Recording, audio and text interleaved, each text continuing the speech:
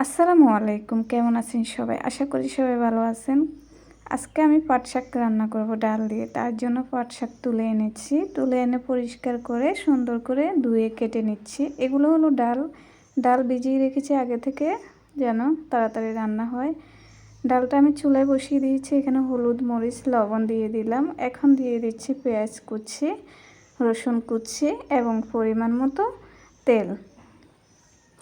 আজকে আমি তেলটা আগে দিয়ে দিচ্ছি, বাগার দিব না।